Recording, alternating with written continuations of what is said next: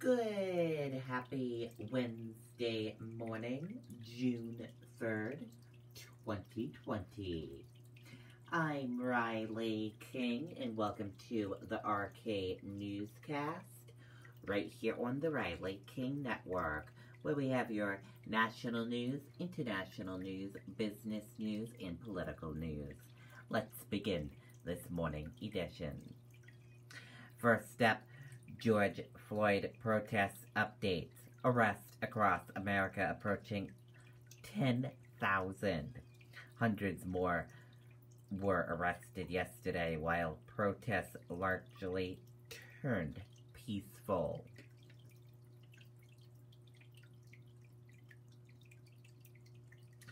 Today's biggest developments. At least 9,300 people were arrested across the country.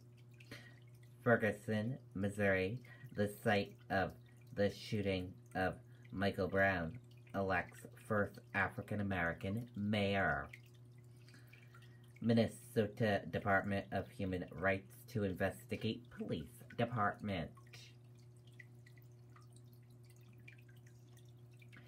NYPD detectives actively hunting looters, vandals during George Floyd protest. Looters have hit upscale shops across Manhattan for days during protests. The New York City Police Department Intelligence Bureau is collecting license plate numbers from vehicles that carried vandals, looters, and thieves around Manhattan in the last 2 days, a police official told ABC News.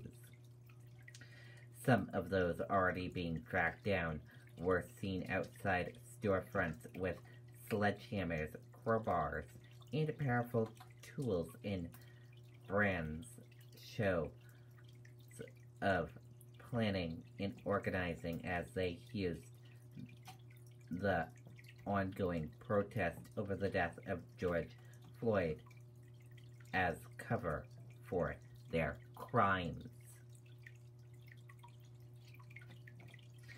One of the numerous police reports from eyewitness came from Carl Murphy, who lives in Chelsea.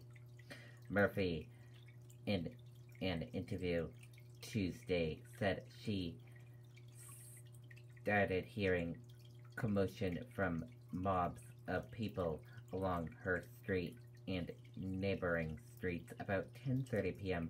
Monday night.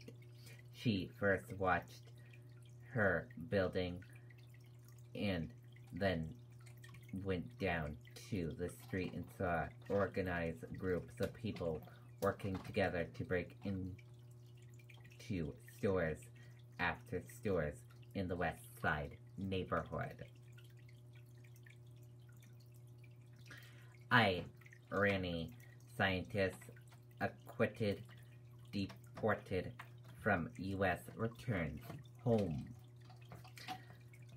In Iran scientists imprisoned in the U.S. and acquitted in a federal trade secrets case returned to his homeland on Wednesday morning, a semi-official Iran news agency reported. Oil prices hit 3-month highs of expectations. OPEC Plus will extend deepest ever production cuts.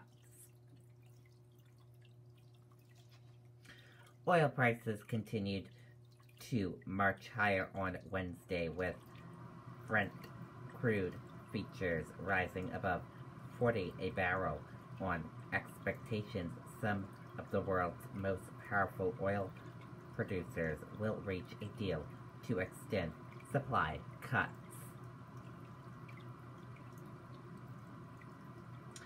Stock futures rise as Wall Street optimism grows over reopening the economy. U.S. stock futures rose in early trading on Wednesday as markets continue to rally on optimism over economics emerging from coronavirus-led shutdowns. George W. Bush released rare public statement on George Floyd protests. This is not the time for us to lecture. It is time for us to listen, he wrote. In a rare public statement from former President George W. Bush, said he and former First Lady Laura Bush were anguished by the killing of George Floyd and disturbed by the injustice and fear. Yet we have resisted the urge to speak out because this is not the time for us to lecture. It is time for us to listen. It is time for Americans to examine our tragic failures. And as we do, we will also see some of our remaining strength, the statement said. If you want to see that full statement, we will share this link with you right after this broadcast. And thank you for joining us for this morning edition of the RK Newscast right here on the Riley Network. I hope you all have a great rest of your day, and I'll see you back here later on today for another broadcast. I'll have a news report coming up in a little bit. Goodbye, everyone.